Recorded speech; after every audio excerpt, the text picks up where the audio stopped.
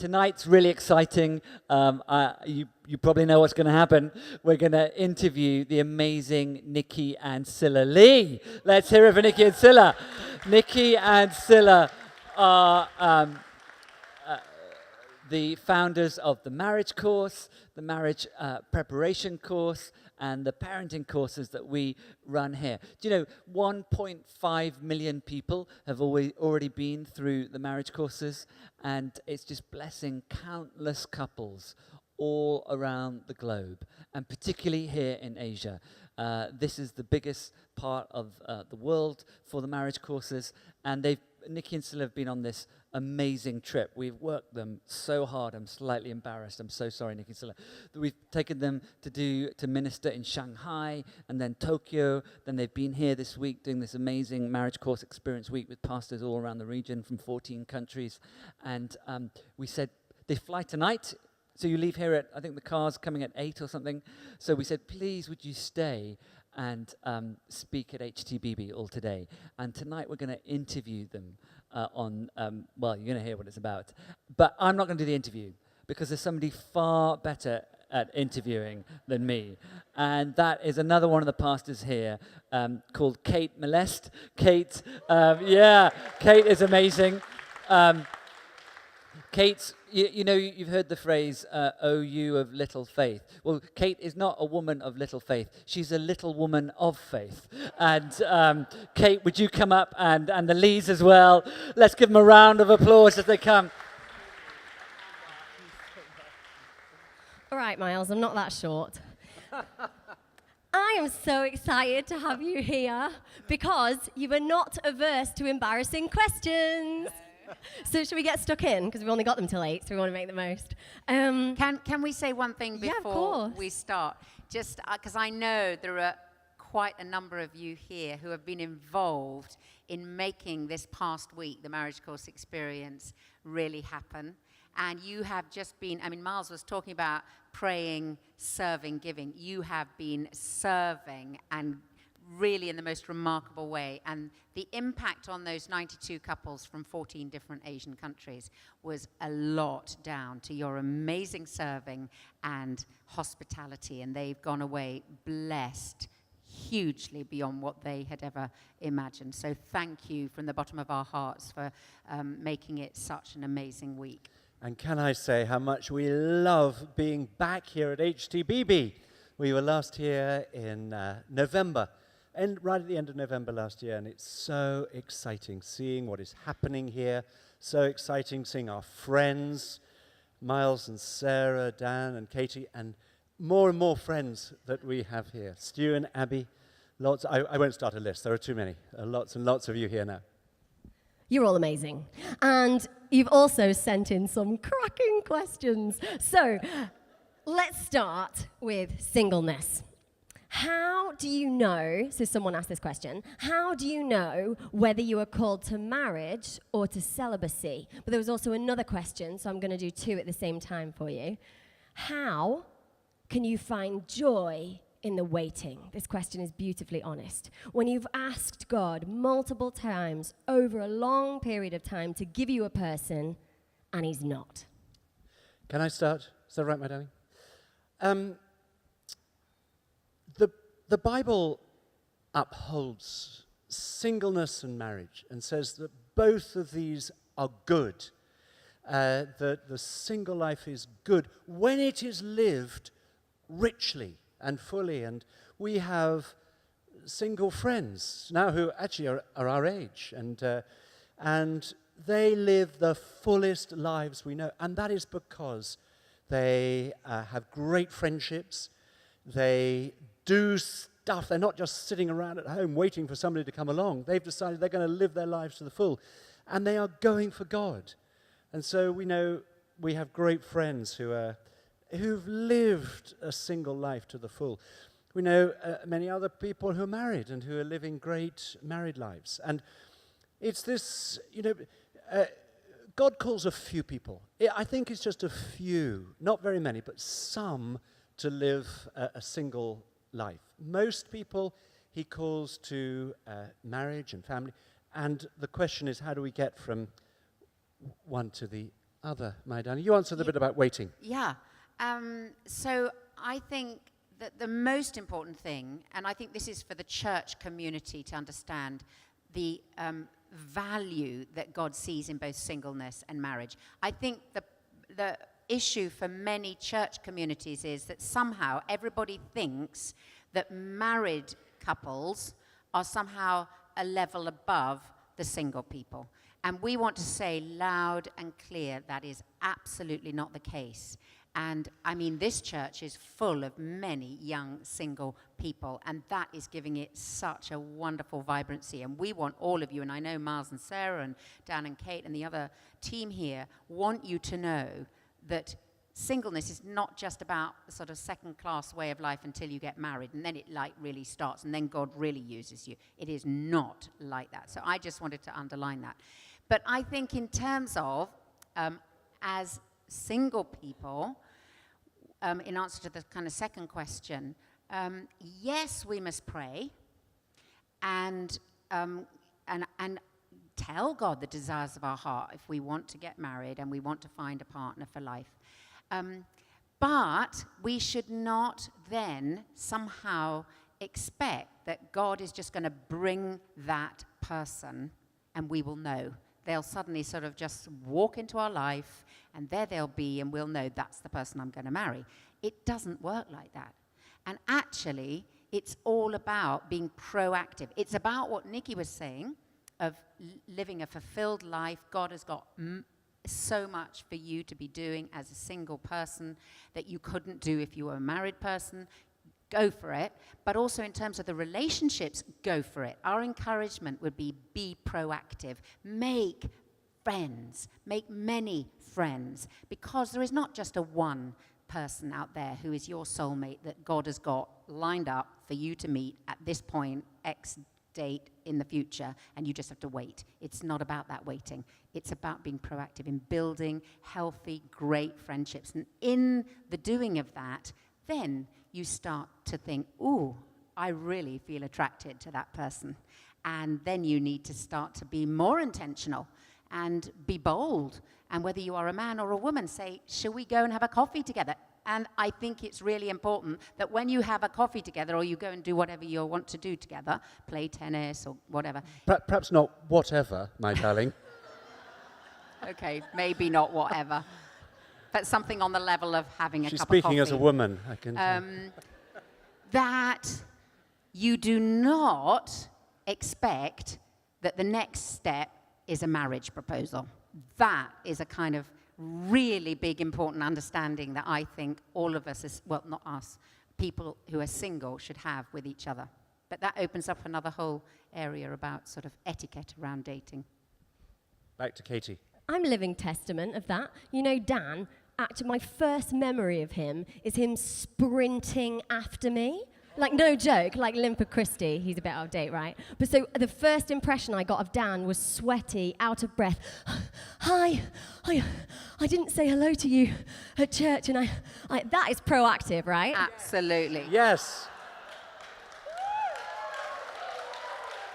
Katie, can we do the interviewing? What happened next?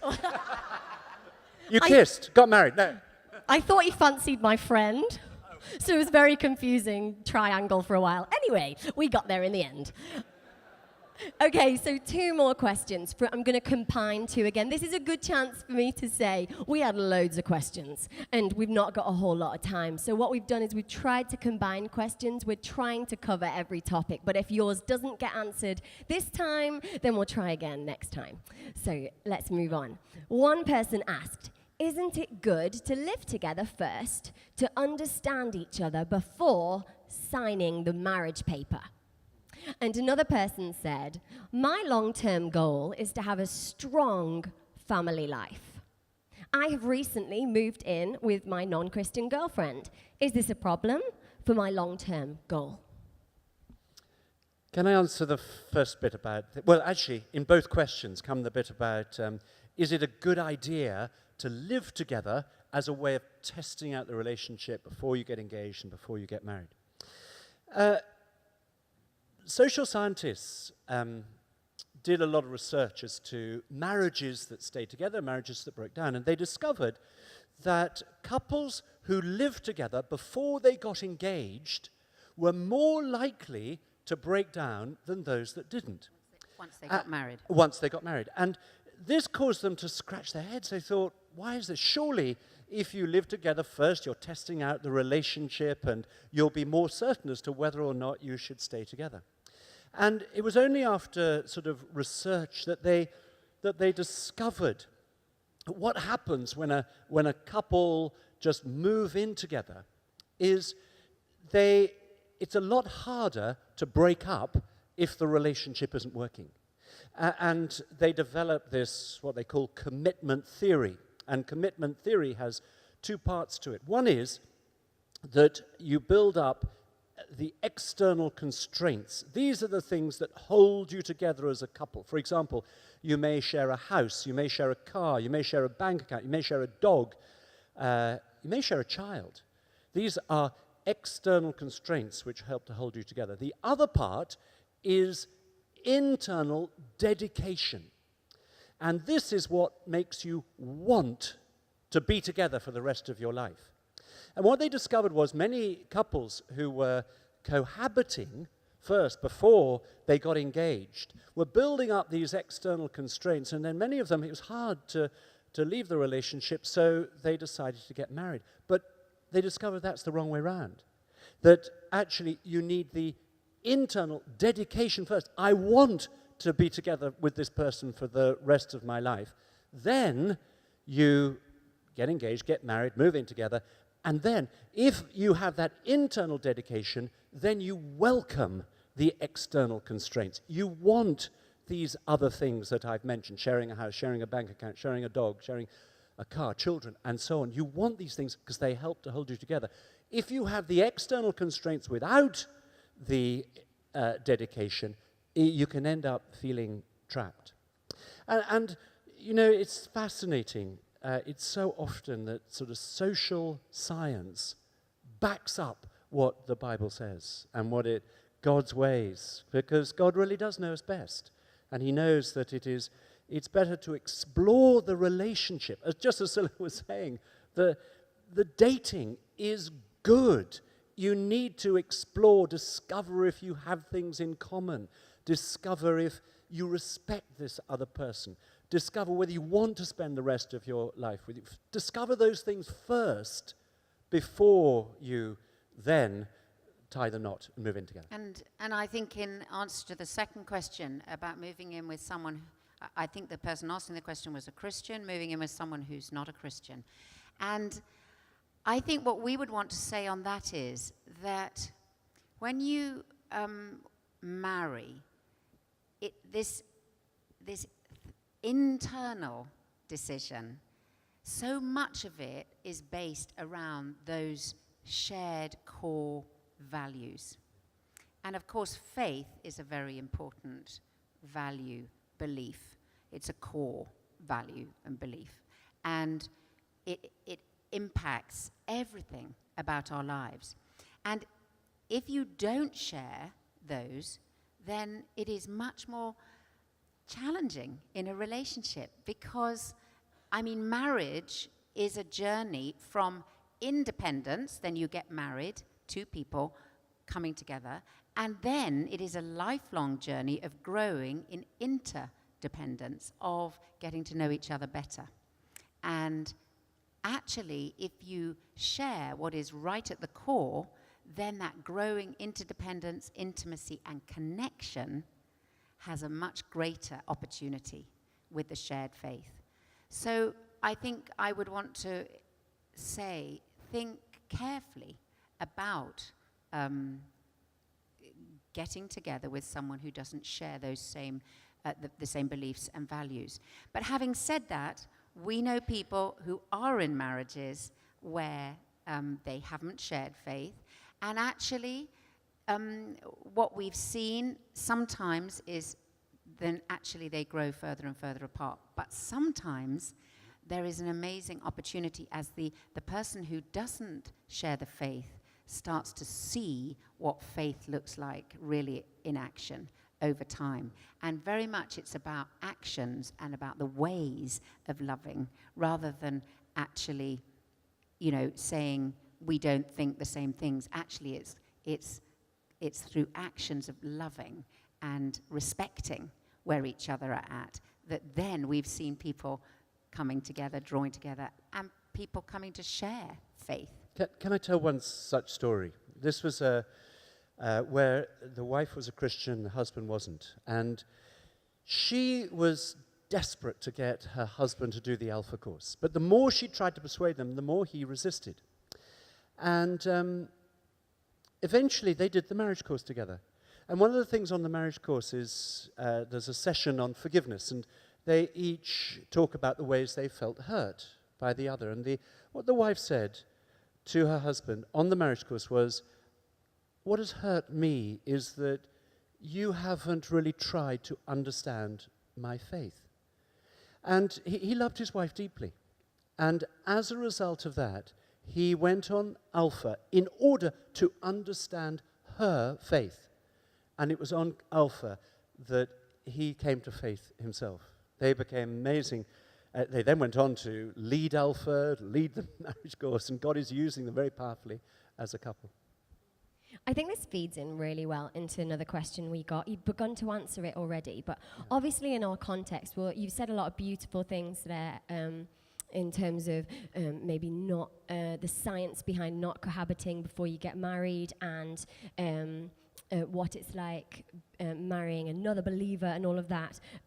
One person said, I'm married to someone of a different faith. What's helpful and unhelpful in sharing my faith with them? But then I take it further as well, that not only if you're married to someone who is of a different faith, but also what if you did cohabit before and then you are married now and you can't reverse time? So could you answer those two for us? First of all, let me answer the second question, if I may, first. Or I can't answer it, but let me just say something about it. So often, I think today, people think that a relationship is just about compatibility. This is the sort of myth of our age, that if we are compatible around everything, the relationship will work. If it doesn't work, it's because we're not compatible, therefore we might just break up. And what we have seen is that actually it is about having the tools for building strong relationships, learning skills of communication, learning to talk and to listen, learning to discover more about the other person, learning more about how the other person feels loved, learning how to resolve conflict. All of these things, and if you don't have those tools, actually, then a relationship can break down. So it's not about generally compatibility. It's about doing the right things. And can I do a little... I'd love someone to help us out. We have packed our luggage, ready to go, but I have got one marriage book. This is the book that we wrote. It's the basis of the marriage course. But actually, we wrote it for anyone, whether they are married, engaged, dating, single, just to give people a view of Christian marriage and to have both a realistic view of marriage, but also a hopeful view of marriage. And if you are not engaged, not married, and you would like a copy of the marriage book, you would do me a great favor by taking it off me, because then I don't have to carry it home. So the first person who asked me, and if you are single and you want to wrap it in brown paper before you read it, that's fine. But we did read it in order to give anybody this a realistic and a hopeful view of marriage. You heard it. End of the service. First one at Nicky, free book. Next question. What do we need to achieve before getting married?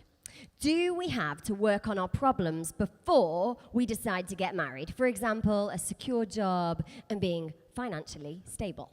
Oh, I'd love to answer that one. Oh, please. There are two parts to the answer. The first one is, I think that we live in an age today of massive choice, way beyond. I mean, even 50 years ago, there was not the choice that there is today in every area, and relationships come into, quite a big part of the choice we have in life. I think the other thing is that we live in many ways as individuals in an individualistic kind of climate. I think that's pretty global now, particularly for millennials, that it's kind of, I need to somehow have done all these things, got a career, done 3 jobs already, had this experience and so on. And I can't, therefore, I'm not ready to be married. And I think that's a sadness. I think it's a mistake because actually we also, one of the reasons is that I think it's this FOMO thing, fear of missing out. If I get together with this person, and actually I really like this person, and actually I think we're really good together, and actually I could imagine being with this person for the rest of my life.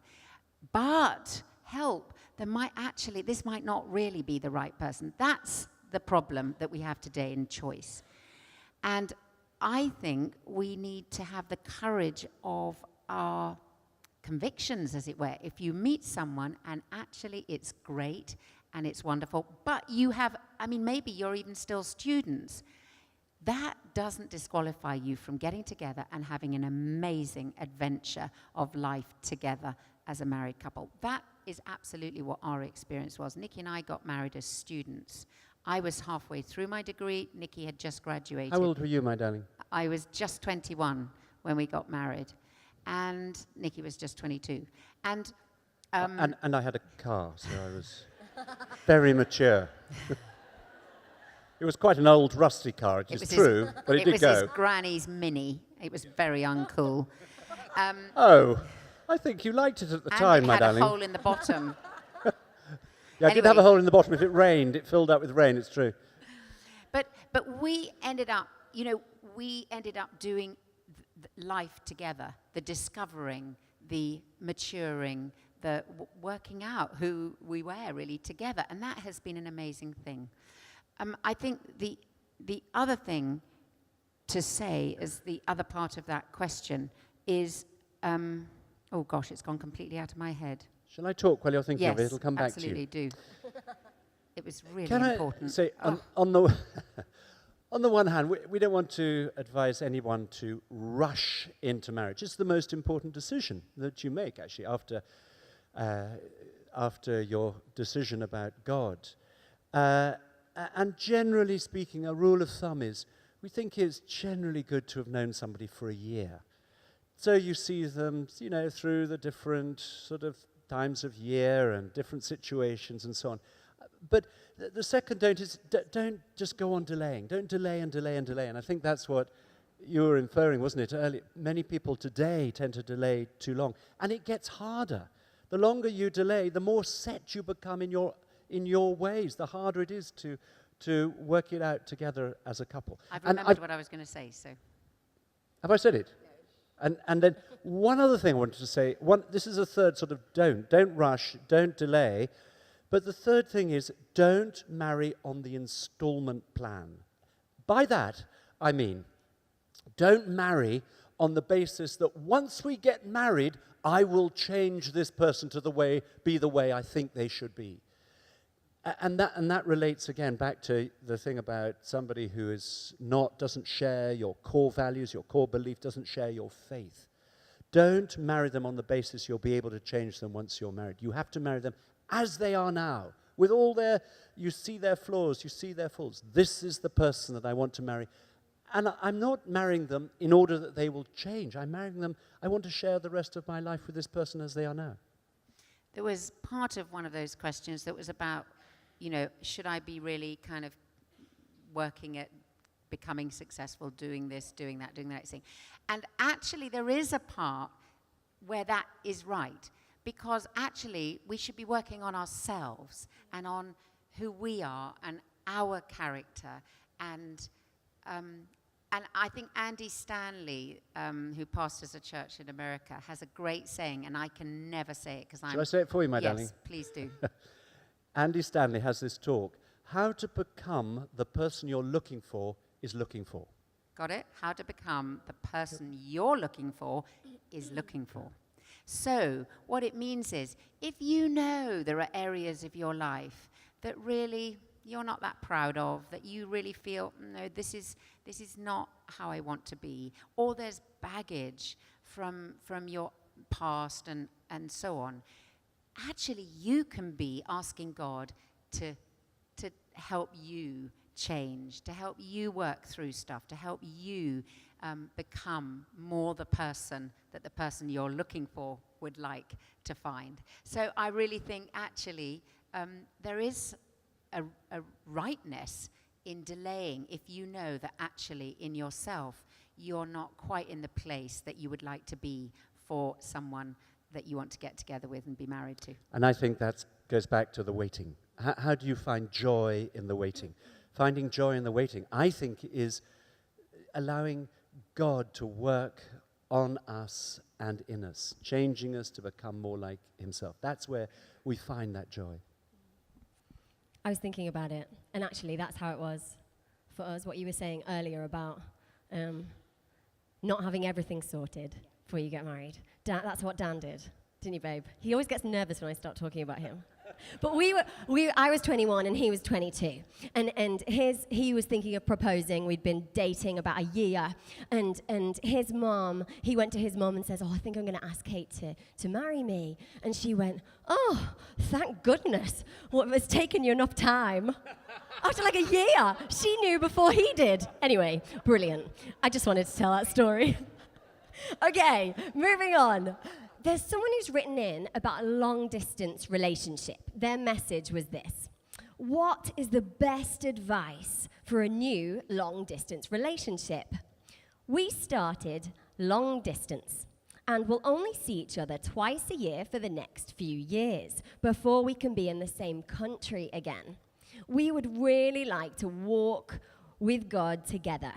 Do you have any top tips that would help us through these seasons? Wow, that's challenging. But I'd want to say it's exactly the same as with relationships where you do see each other, and the foundational way for that to work and to survive, and I think it can survive, is good communication. And I think for all of us to build strong, healthy relationships, good communication is absolutely a basic, foundational kind of element to any healthy relationship. Any friendship growing has to be built around good communication. And all of us will be good at some parts and not so good at others. And we all need to learn to be better and more effective communicators. And certainly that was the case for Nicky and myself. I came into our relationship not really ever having had a good model of how to listen and how to ask questions and how to find out what was going on in the other person's life. And I came into marriage without really ever having practiced talking about what I was thinking and feeling on the inside. So in the early stages of our relationship, and actually we spent 6 months apart when we'd been dating about a year. And it was really challenging, but it was also absolutely amazing. Because, in those days, it was well before the days of the internet, so there was no emails, there were no mobile phones. We had those feathers, that you wrote with. We wrote letters. I know they're a thing of museums now, but... No, it's all right. Biros had been invented, I ought to be honest. Anyway, we wrote letters backwards and forwards to each other for 6 months, and Nicky was in Africa and I was in the UK.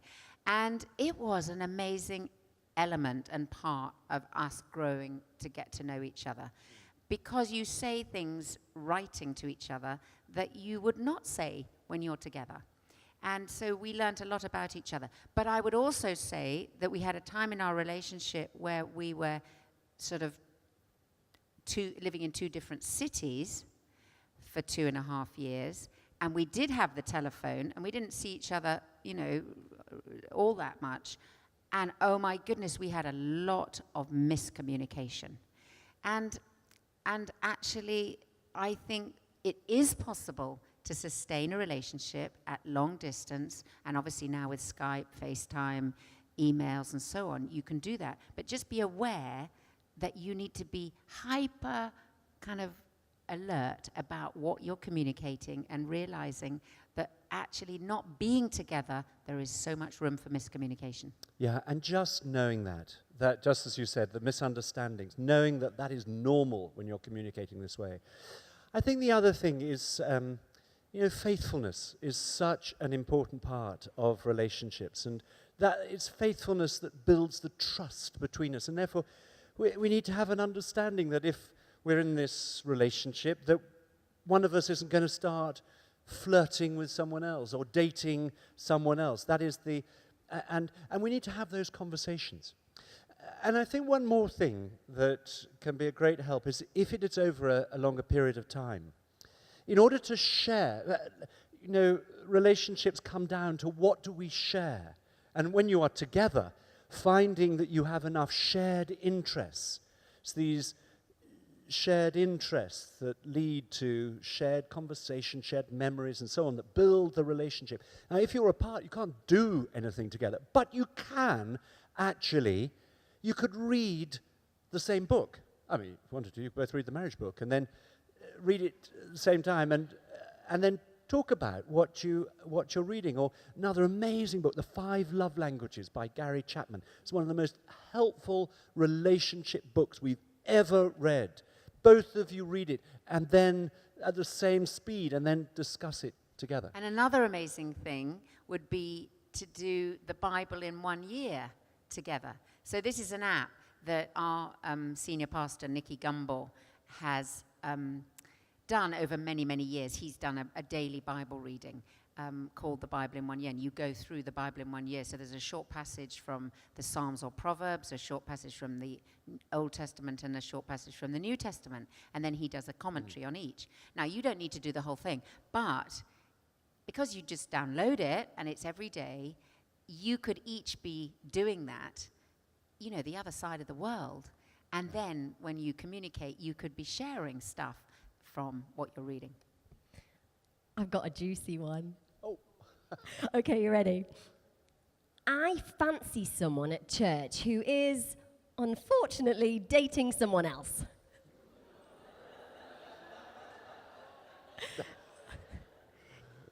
Is it wrong to pursue this person who I believe might have feelings for me? Oh, Katie. Oh, my goodness. And while we talk about this, they may be sitting right here.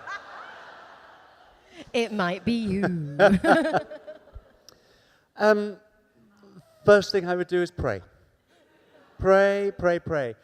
We know somebody, that somebody exactly in this situation. He was deeply in love with a girl. Actually, he had been since he was a teenager. He was now in his 20s, but he'd been deeply in love with a girl who was going out with his best friend. And he didn't say anything to either of them out of respect for his best friend. He didn't want to. He didn't want it to become between him and his best friend. But he did pray. And in the end, the best friend and this girl, their relationship broke up. And it was after about 3 years later, he asked this girl if he would go out with her. And she agreed. And today they've been married for 11 years. And they have an amazing, amazing marriage. They have 3 children. They're an amazing couple. And I think God used and respected, that. Now, I don't want to use that example, say it's right in every situation, because sometimes it may be right just to say, not to break up the relationship, but just somehow to be able to say, if you're not sure, then this is what I feel. But if you are sure about the other relationship, I'm going to back off. You have to allow the other person. Don't become a sort of wedge between them. You have to let them know that it's their choice. You will support their relationship if this is what they feel. I think another thing I would say is seek out an older, wiser person of the same sex as you, and ask them to pray. Or find a married couple who you know and who you respect and who you feel you could confide this in, and go and talk to them about it, because actually very often they will be able to have a completely different, much more objective perspective, and they could advise you. You can pray together. You can ask God to witness one way or the other in your spirit what is the right way to go forwards on this. Okay, next question. You're doing sign language at me, but I can't understand you. Okay, thanks. Is it 5 minutes we've got? Let's do this. Okay, 2 more questions. Let's race through. This is not a long-distance relationship, you understand. This is a close-distance relationship. So if you get misunderstandings here, then it could be greater further apart. Yeah. Okay, are we ready? Just wanted to point that out, just between you. I love this one. I'm dating, but not married. We are waiting to have sex till after we are married. In the meantime, is making out allowed, snogging, cuddling. And here's another one. I'm dating. Boundaries. How far is too far? And another one. Are non-sexy sleepovers okay? Holidays together? Do you reckon you could like pack in some answers to all those? There were loads more. That's just 3 of many. Okay, Definitely. I think the first thing I always want to say when we're talking about the whole area of sex is God created it, designed it, and thinks it is very, very good. Please hear that. Because I think a lot of what the church says gives absolutely the opposite message. And God designed it, and it's beautiful and a wonderful thing. But the context is key. And the context is within a safe, faithful, committed, loving, lifelong relationship, which is marriage, which is why God instituted marriage. Now, having said that, the whole area of our sexuality is a very good thing and we need to see it as a good thing before marriage, but it needs to be in control. And the reason it needs to be in control is because we are basically selfish people. I mean, to a lesser or greater extent. And often this area of our lives is used for our own self-gratification. And that is not how God planned for it to be used, to fulfill our needs and to fulfill what we feel will make us feel better. And actually, when it's used wrongly, it causes great hurt and pain. Oh my gosh, there's another thunderstorm. But you have a lot here, don't you? We were in a thunderstorm, a very big thunderstorm, 3 days ago over at the coast. Don't get distracted, my darling. Distracted. You're talking about sex. Just remember, just to keep you on the subject. The house we were staying in, 2 houses up, was literally struck by lightning. Oh, and you are was talking set about on sex. fire. Carry on. But that's actually relevant, because that evening they just talked about sex, and the homework was go have sex, and then one of the chalets caught on fire. My sex is on fire! Oh my days! Actually, literal translation of that song. Anyway, continue. Sex. Anyway, sex out of control is dangerous. Fire out of control is dangerous. And I think that's what we'd want to say, that we need to think always about the other. Can I just tell a little bit of our story? Yeah. Oh, good. Sila and I fell in love, and after about a year, was it? We started sleeping together. We weren't Christians at the time and just felt the natural and right thing to do. And it was then about 6 months later that both of us became Christians. And we sensed God asking us to keep sex for marriage. And I don't think we really understood why at the time. I definitely didn't understand why. And I definitely didn't either, my darling, anymore.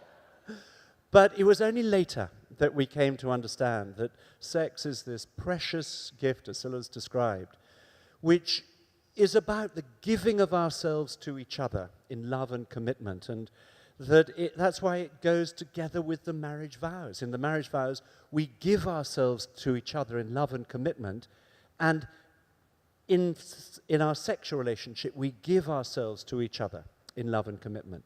And in terms of how far can we go, to start with, I remember when we'd stopped sleeping together, I would do something to Sila that would sort of lead her on a bit, and that would cause her to do something to me, which would mean me doing something to her and her doing something to me. And if we went too far, it wasn't my fault because she led me on. And I think we got to a point of realizing, actually, we had to help each other. And not take responsibility ourselves. And not lead each other on. And that was the point at which we set ourselves some boundaries. We decided it wasn't going to be helpful to lie down on a bed together with no clothes on. That was sort of, it was... we couldn't do that without going further than we had decided and wanted to. Also, I think this is important. You need to be very honest with yourself, and you need to know what your limits of control are.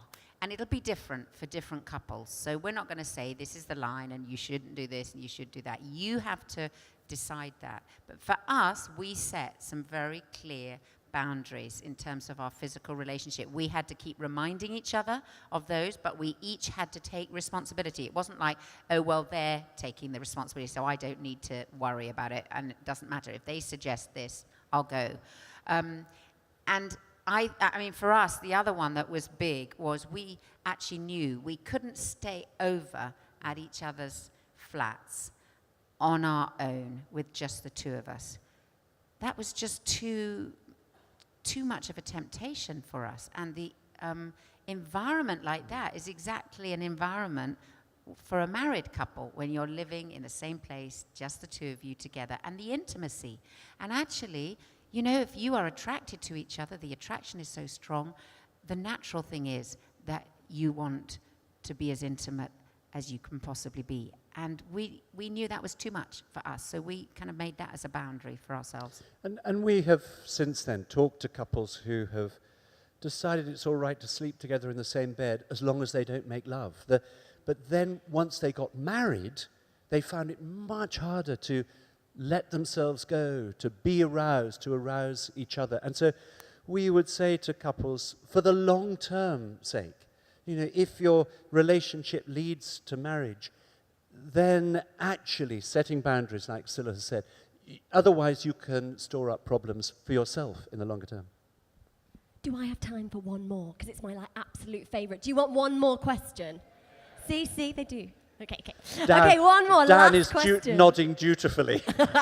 Very little choice. Okay, 1 minute each. Quick fire, final question, and we'll continue the conversation in connect groups and in friendship groups throughout the week. This is not at all an exhaustive list of the questions in this area. We've got to keep talking about this stuff, but final quick fire little question. Are you ready? How do I flirt in a Christian way?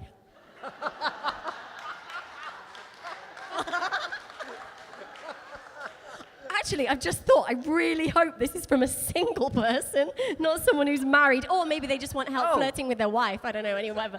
I'll say one thing and then Nicky can answer. I think we still flirt and we've been married for 40 years. With each other? Exactly, yes. Yeah. Thank you for clarifying. Just to clarify. Over to you. But flirting is good if you are single and looking for a partner. Flirting is part of it. And where flirting is wrong is where you are dishonest. It's where you flirt, but you have no intention at all of building any sort of longer-term relationship with this person.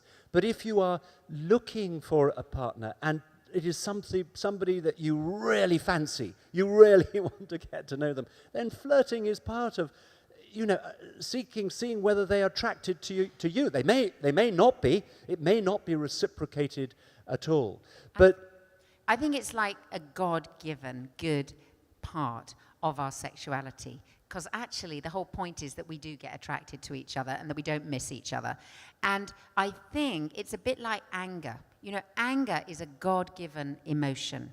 It has a purpose, but it's how we handle our anger You know, there's a righteous anger when we see somebody being unfairly treated and all of that. And we rightly feel angry and we need to do something about it. Now, there are very unhealthy and inappropriate ways to handle anger, either going on the attack or being kind of, you know, it being buried and building up, bottling, and lots of resentment and negative emotions.